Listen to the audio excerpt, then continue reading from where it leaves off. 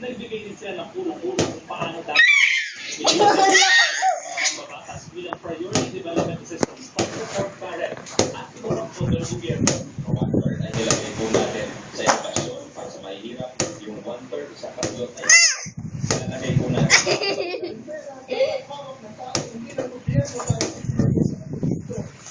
Nasalakay din sa forum ang panukalang pagkamienta sa saligan batas.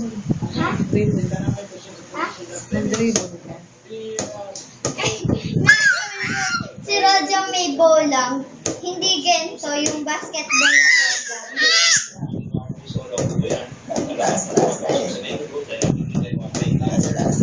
hindi ako sanay. Ayan.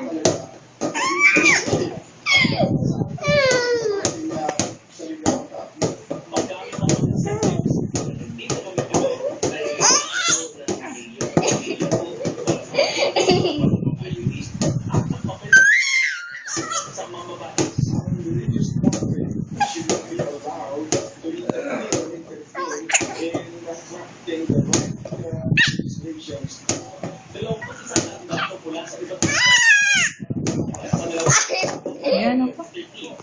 Magsamukha.